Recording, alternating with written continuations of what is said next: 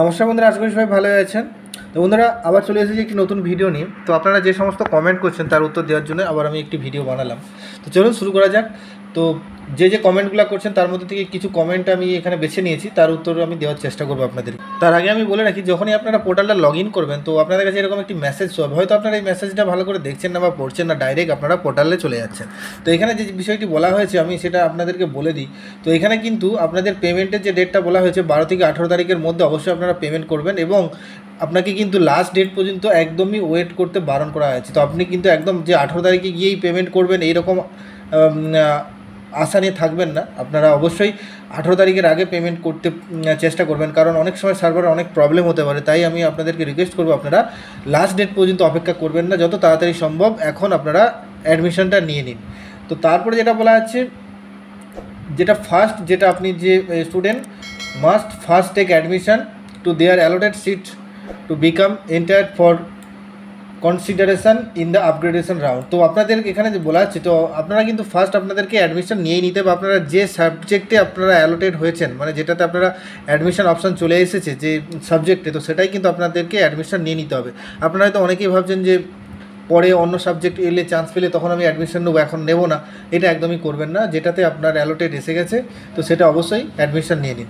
তারপরে এখানে বলছে আপনারা অটো আপগ্রেডেশন করতে পারেন। আপনার পছন্দের প্রেফারেন্স যদি না হয়, অটো আপগ্রেডেশন করে আপনারা অ্যাডমিশনটা এখন নিয়ে নিন। তো তারপরে এখানে বলছে আপনারা ক্রেডিট কার্ড, ডেবিট কার্ড সমস্ত মাধ্যমে আপনারা পেমেন্ট করতে পারবেন। যতক্ষণ না আপনাদের পেমেন্ট সাকসেসফুল হচ্ছে ততক্ষণ কিন্তু আপনারা ভর্তি হবেন না। তো অবশ্যই আপনারা পেমেন্টটা সাকসেসফুল করবেন। যতক্ষণ না পেমেন্ট যদি ফেল্ড হয়ে যায় তো আপনারা কিছুক্ষণ পরে, 1 ঘন্টা পরে আবার ট্রাই করবেন। তো যতক্ষণ না আপনার পেমেন্ট সাকসেসফুল হচ্ছে, যতক্ষণ না রিসিপ্ট আপনি ডাউনলোড করছেন, ততক্ষণ কিন্তু আপনি অ্যাডমিশন হবেন না। তো চলুন এবারে আমি আপনাদের কোশ্চেনের উত্তর দেওয়ার চেষ্টা করি। তো এখানে এই যে পোর্টালটা খুলে যেটা দেখতেই পাচ্ছেন, এইটা কিন্তু অ্যাডমিশন হয়ে গেছে। তো এটা এখানে অ্যাডমিশন হয়ে গেছে বলে এখানে অ্যাডমিটেড বলে লেখাটা আছে, আপনারা দেখতেই পাচ্ছেন। এখানে একটা সাবজেক্টে এখানে অ্যাডমিশন হয়েছে, একটাই ফর্ম ফিল আপ করেছিল পাশে, তো সেটা অ্যাডমিটেড হয়ে গেছে। তো এখানে যখনই অ্যাডমিশন নিয়ে নেবেন তখনই দেখবেন ক্যান্সেলেশন বা অ্যাডমিশন এই একটা অপশান চলে আসবে, আর ডাউনলোড পেমেন্ট রিসিপ্ট। তো এখানে পেমেন্ট রিসিপ্টটা আপনি ডাউনলোড করে নেবেন। অবশ্যই এটা কিন্তু আপনাদের পরে কাজে লাগবে, যখন কলেজে ভেরিফিকেশন হবে তখন আপনাদের কাজে লাগবে। তো প্রথমেই আমি যে বিষয়টা নিয়ে বলবো, তো এখানে একজন কমেন্ট করেছে ওয়েটিং লিস্ট কীভাবে দেখব। তো বন্ধুরা, ওয়েটিং লিস্ট বলে এখানে কিন্তু কিছু দেখাবে না, এখানে আপনারা মেরিট লিস্ট দেখতে পাবেন। তো মেরিট লিস্ট দেখার জন্য আপনাদের যে এখানে দেখবেন এখানে একটা ছোট্ট তীরচিহ্ন অ্যারো আছে, তো এইখানে চলে যাবেন। এইখানে গিয়ে মাই প্রেফারেন্স লিস্ট এটার উপরে ক্লিক করে দেবেন। তো এখান থেকে কিন্তু আপনারা মেরিট লিস্টটা চেক করতে পারবেন। এইখানে দেখতে পাচ্ছেন মেরিট লিস্ট বলে লেখা থাকবে, এখানে ক্লিক করলেই সমস্ত পিডিএফটা চলে যাবে। যতজন ফর্ম ফিল আপ করেছে সবারই নাম কিন্তু এখানে টোটাল লিস্টে নাম থাকবে, এক এক করে সিরিয়াল নাম্বার অনুযায়ী, যার যেমন নাম্বার পেয়েছিল এইচএসে সেই অনুযায়ী কিন্তু লিস্ট হয়েছে। যারা বেশি নাম্বার পেয়েছে তাদের ফার্স্টের দিকে নাম থাকবে, যারা কম নাম্বার পেয়েছে তাদের লাস্টের দিকে। তো অবশ্যই আপনারা এখানে চেক করে নেবেন। আপনার যদি এখনও নাম না আসে, আপনি চান্স যদি না এখনও পেয়ে থাকেন, তো অবশ্যই আপনারা মেরিট লিস্টটা একবার চেক করে দেখে নেবেন আপনার নাম এখানে আছেন কি না। তো এখানে অনেক নাম, তো এখানে আপনাদের খুঁজতে হয়তো অসুবিধা হবে, তাই জন্য এখানে খোঁজার একটা প্রসেস আমি বলে দিচ্ছি। এইখানে 3 ডট দেখতে পাবেন, এর উপরে আপনি ক্লিক করবেন, এখানে অনেক অপশান চলে আসবে। এর মধ্যে জাস্ট একটা ফাইন্ড বলে অপশান দেখতে পাবেন, ফাইন্ডে এইখানে আপনি আপনার নামটা খালি লিখে দেবেন। আপনার নামটা খুলে সার্চ মারবেন, কিন্তু নাম চলে আসবে। ধরুন আমি এখানে একটা নাম এমনি লিখছি, আমি জাস্ট সন্দীপ বলে লিখলাম। এখানে এন্টার করলে কিন্তু এখানে যত জায়গায় সন্দীপ নাম আছে এখানে কিন্তু চলে আসবে। এখানে একটা দেখাচ্ছে, আবার এন্টার মারবো, আবার দেখাচ্ছে সন্দীপ, দুটো নাম আছে তাই দুটো নামই বারবার দেখাচ্ছে। তো এরকম করে আপনারা নিজেদের নামটা দেখে নিতে পারবেন আপনার মেরিট লিস্টে কত নম্বরে আপনার নামটা আছে। তো সেই হিসেবে আপনি চেক করে নিলেন। তো আপনার যদি মেরিট লিস্টে নাম চলে আসে তাহলে আপনার কোনো সমস্যা নেই। আপনি যদি চান আপনার প্রথম লিস্টে যদি নাম আর না আসে আপনি অপেক্ষা করতে পারেন, সেকেন্ড লিস্টে আপনার নাম আসবে। তো সেকেন্ড লিস্টেও নাম না এলে অনেক সময় দেখা যায় থার্ড লিস্টও বেরোয়। তো এখানে একজন কমেন্ট করেছে যে লিস্ট কতগুলো বেরোতে পারে। তো লিস্ট কতগুলো বেরোবে এটা হচ্ছে মেনলি আমরা যতটুকু জানি মেরিট লিস্ট 3টা পর্যন্ত মেরিট লিস্ট বেরোয়। সেকেন্ড মেরিট লিস্ট অনেকগুলোই সিট আসে সেকেন্ড মেরিট লিস্টে। থার্ড মেরিট লিস্টে সিট অনেক কম আসে, কারণ সেকেন্ড মেরিট লিস্ট মানে অনেকেই ভর্তি হয়ে যায় ফার্স্ট মেরিট লিস্টে, তারপর সেকেন্ড মেরিট লিস্টে যতজন খালি থাকে সেইগুলোকে কভার করে নেওয়া হয়, প্রায় কভার হয়ে যায়। তারপরে থার্ড মেরিট লিস্ট আছে, থার্ড মেরিট লিস্টের পরেও যদি অনেক সিট ফাঁকা রয়ে যায় তারপরেও আবার লিস্ট বেরোতে পারে, সেটা বলা যাচ্ছে না যদি সিট ফাঁকা থাকে। তো এরপরে কিন্তু আবার নিউ অ্যাডমিশন স্টার্ট হবে পরের মাসে, তো সেই ডেটটা আমি পরে জানিয়ে দেবো যখন নিউ অ্যাডমিশন শুরু হবে।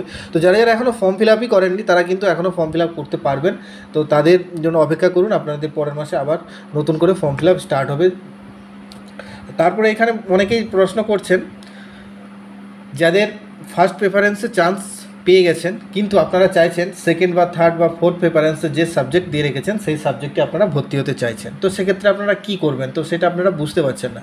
তো এখানে আমি বলে রাখি, ফার্স্ট প্রেফারেন্সে আপনি যে কলেজ সিলেক্ট করেছিলেন সেটা আপনার পছন্দের হোক আর নাই হোক সেটাতেই কিন্তু আপনাকে ভর্তি হতে হবে, এটাই নিয়ম করে দিয়েছে। আপনাদের সেকেন্ড প্রেফারেন্স আপনার পছন্দ থাকলেও সেখানে কিন্তু আপনি চান্স পাবেন না, যেহেতু আপনার ফার্স্ট প্রেফারেন্স এখানে প্রথম প্রেফারেন্স মানে হায়ার প্রেফারেন্সে আপনি চান্স পেয়ে গেছেন, সেক্ষেত্রে আপনি কিন্তু লোয়ার প্রেফারেন্সে আর যেতে পারবেন না, তাই আপনি ওটাতে আপনি অ্যাডমিশন নিয়ে নিন। তারপরে অনেকেই প্রশ্ন করছেন আপনার সেকেন্ড বা থার্ড প্রেফারেন্সে চান্স পেয়ে গেছেন কিন্তু আপনি চাইছেন ফার্স্ট প্রেফারেন্সে ভর্তি হতে, তো সেক্ষেত্রে কী করবেন। তো অনেকে সেকেন্ড থার্ড কেন, অনেকে হয়তো দেখা গেলো 25টা করে প্রেফারেন্স সিলেক্ট করেছিল, তার মধ্যে দেখা গেলো 15-16 নম্বরও চান্স পেয়ে গেছে, কিন্তু তারা আরও হায়ার প্রেফারেন্সে ভর্তি হতে চাইছে 1 নম্বর বা 2 নম্বর। তো সেক্ষেত্রে কিন্তু আপনাদের যে প্রেফারেন্সে চান্স পেয়েছেন সেটা আপনি ভর্তি হয়ে যান, আপনি সেকেন্ড বা ফোর্থ বা 10th বা 12th যাই বা চান্স পেয়ে থাকুন না কেন, এখন কিন্তু আপনাকে অ্যাডমিশন নিয়ে নিতেই হবে, অবশ্যই অ্যাডমিশন আগে নিয়ে নিন। তা সেখানে কিন্তু অটো আপগ্রেডেশন অপশান যখন আসবে আপনি সেখানে ইয়েসতে ক্লিক করে রাখবেন, তাহলে আর কোনো সমস্যা নেই। যখনই আপনি হায়ার প্রেফারেন্সের চান্স পাবেন সেখানে কিন্তু আপনি ওইটা আপনি চেঞ্জ করে নিতে পারবেন, ওখানে যে আলাদা করে এক্সট্রা আবার পুরো পেমেন্ট করতে হবে তা নয়, যত টাকা আপনি পেমেন্ট করবে তারপরে দ্বিতীয়বারের ক্ষেত্রে কিন্তু আপনার ওই পেমেন্টটা অ্যাডজাস্ট হয়ে যাবে, কোনো সমস্যা থাকবে না। তো আবার অনেকে প্রশ্ন করেছে নাম না এলে কী করবেন, তো নাম না এলে আমি আগে বলেই দিয়েছি, নাম না এলে কী করবেন, নাম না এলে আপনার কিছু করার নেই, আপনি আগে মেরিট লিস্টে যেমনভাবে দেখালাম আপনি মেরিট লিস্টে আপনি চেক করে নেবেন আপনার নাম আছে কি না। তো যতক্ষণ না আপনার নাম আসছে অ্যালোটেড হচ্ছে ততক্ষণ পর্যন্ত আপনাকে ওয়েট করতে হবে। সেকেন্ড মেরিট লিস্টে যদি এসে যায় খুবই ভালো, না এলে আবার মেরিট লিস্ট বেরোনো পর্যন্ত আপনাকে অপেক্ষা করতে হবে, আপনার কিছু করার নেই, আপনি চান্স পেলে তবেই তো ভর্তি হতে পারবেন। তো সেক্ষেত্রে আপনার অপেক্ষা করা ছাড়া আপনার কিছু করার নেই। তো আপনার মেরিট লিস্টের নাম এসেছে কিনা আগে দেখে নেবেন, যদি মেরিট লিস্টের নাম না আসে তাহলে আপনার ফর্ম ফিল আপে কিছু তো গণ্ডগোল ছিল যে কারণে নাম আসেনি, সেক্ষেত্রে এখন আর কিছু করার নেই, নতুন যখন ফর্ম ফিল আপ হবে আপনাকে আবার ফর্ম ফিল আপ করতে হবে। তো আবার যে প্রশ্নটা আছে পাস সাবজেক্ট চেঞ্জ কি করা যাবে, মানে অনেকে অনার্স ভর্তি ফর্ম ফিল আপ করেছিলেন তখন একটা যা হোক একটা পাস সাবজেক্ট আপনি দুটো দিয়ে দিয়েছিলেন, তো সেক্ষেত্রে আপনারা এখন চাইছেন যে পাস সাবজেক্টগুলো চেঞ্জ করতে। তো বন্ধুরা আমি বলে রাখি এখন কিন্তু আপনারা পাস সাবজেক্ট চেঞ্জ করতে পারবেন না, এখন যা আছে ওইখানে আপনারা অ্যাডমিশন নিতে পারেন, কোনোভাবেই এখন কিন্তু চেঞ্জ করা সম্ভব নয়। পরবর্তী ক্ষেত্রে যখন আপনারা কলেজে ভর্তি হয়ে যাবেন বা ক্লাস শুরু হয়ে যাবে তখন আপনি কলেজে ওটা যোগাযোগ করে আপনি চাইলে হয়তো চেঞ্জ করতে পারবেন। আগে কিন্তু এরকমই নিয়ম ছিল, কলেজ থেকে ওটা রেজিস্ট্রেশন হওয়ার আগে পর্যন্ত চেঞ্জ করা যায়, কারণ কলেজে যখন রেজিস্ট্রেশন হবে তার আগে সমস্ত ফিল আপ করতে হয়, তখন আপনারা চাইলে তার আগে আপনারা চেঞ্জ করে নিতে পারেন। তো অনেকে আবার প্রশ্ন করছে অ্যালোটেড হায়ার প্রেফারেন্স মানে কি, তো এখানে হায়ার প্রেফারেন্স এখানে ব্যাপারটা আমি দেখিয়ে দিই। আপনারা এখানে অনেকে এটা একটা ফর্ম ফিল আপ করেছে এই ক্যান্ডিডেট, তাই আমি ওখানে দেখাচ্ছি না, এইখানে অ্যালোটেড লিস্টে যখনই আমি ক্লিক করবো তো এখানে অ্যালোটেড লিস্টও আপনি এখান থেকে দেখতে পারেন। অ্যালোটেড লিস্টে আপনারা কতজনের নাম অ্যালোটেড হয়েছে সেক্ষেত্রে আপনি দেখতে পাবেন, কতগুলো সিট ছিল, কতগুলো সিট অ্যালোটেড হয়েছে সমস্ত কিছু এখান থেকে আপনারা চেক করতে পারবেন, আর কতগুলো সিট বাকি আছে। তো এখান থেকে আমি বিষয়টা আপনাদেরকে ক্লিয়ার করে দিই, এই যে অ্যালোকেশন লিস্ট, তো এখানে আপনার যে এই যে সাবজেক্ট এখানে টোটাল এটা পাস সাবজেক্ট আমি খুলেছি, এখানে টোটাল সিট যেটা আছে 366, এখানে এবারে পাস অনার্স বলছি ইডব্লিউএস, এখানে ওবিসি এ যত কিছু এসসি এসটি ওবিসি জেনারেল সমস্ত কিছু সিট কিন্তু ভাগ করে দেওয়া আছে, কার জন্য কতগুলো সিট সেগুলো কিন্তু ভাগ করে দেওয়া আছে। এখানে যেটা দেখানো হচ্ছে এখানে ইডব্লিউএসে দেখুন টোটাল সিট আছে 35টা কিন্তু অ্যালোটেড 0, তো মানে এখনও পর্যন্ত ইডব্লিউএসে কেউ এখনও অ্যাডমিশন বা ফর্ম ফিল আপই করেনি, অ্যালোটেড হয়নি ওই জন্য, যে কারণে 0 হয়ে আছে। তো তার মানে এখানে দেখুন এসটিতে 21টা সিট আছে, অ্যালোটেড 0, এসটি এখানে ক্যান্ডিডেট কেউ নেই, যে কারণে সিটটা পুরোটাই ফাঁকা রয়ে গেছে। তো এইভাবে আপনারা ক্যালকুলেশন করতে পারেন। এখানে দেখুন 366টা সিট, তার মধ্যে অ্যালোটেড হয়েছে 202টা, তো এখানে 164টা সিট এরকম পড়ে রয়েছে। আপনারও সাবজেক্টে আপনি দেখে নেবেন কতগুলো সিট পড়ে রয়েছে, সেই হিসেবে আপনি এখানে নামগুলো দেখতে পাবেন কারা কারা অ্যালোটেড হয়েছে, তো সেই হিসেবে আপনাদের নাম আসবে কি না তো আপনারা এখান থেকে চেক করে নিতে পারেন। এবার যে বিষয়টা বলতে চেয়েছিলাম, এইখানে দেখতেই পাচ্ছেন এখানে আমি প্রথম 1 নম্বরটা দিয়ে আমি বোঝাচ্ছি। এখানে রিমার্কসে দেওয়া আছে মুভ টু হায়ার প্রেফারেন্স, একটু জুম করে নিই। মুভ টু হায়ার প্রেফারেন্স এখানে দেওয়া আছে, এটার মানেটা কি?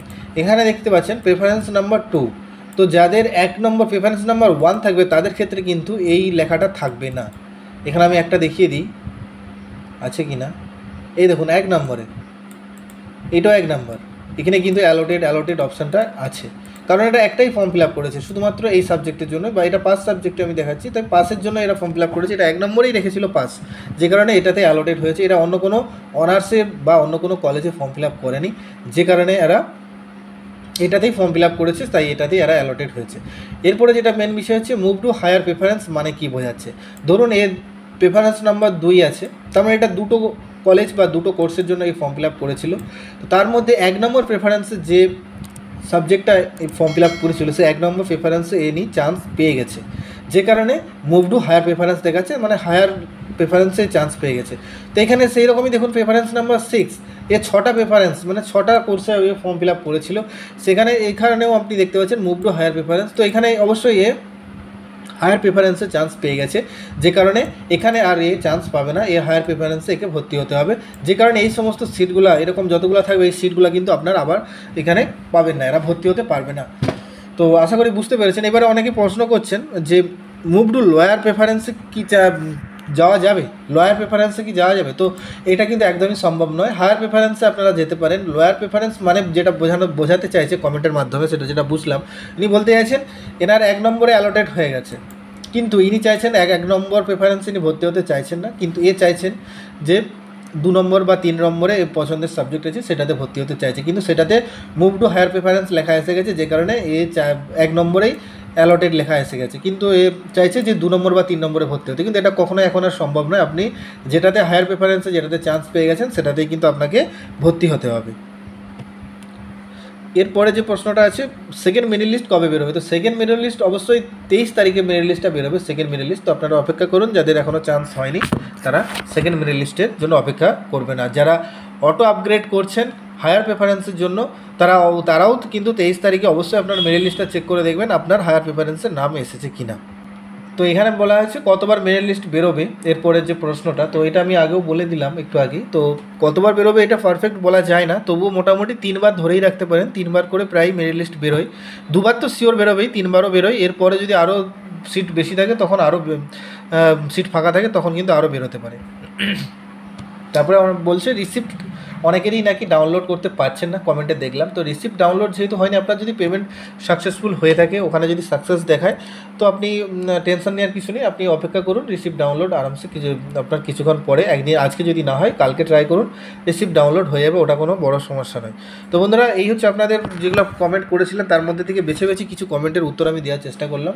এর পরেও যদি কিছু প্রশ্নের উত্তর দেওয়া বাকি রয়ে থাকে, তো অবশ্যই আপনি কমেন্ট করবেন। তো আশা করি আমি সেই প্রশ্নের উত্তর দেওয়ারও চেষ্টা করব। তো বন্ধুরা, ভিডিওটা ভালো লাগলে অবশ্যই একটি লাইক করবেন এবং চ্যানেলে প্রথমে এসে থাকলে অবশ্যই চ্যানেলটিকে সাবস্ক্রাইব করে নেবেন। দেখা হচ্ছে পরের ভিডিওতে। ভালো থাকবেন, ধন্যবাদ।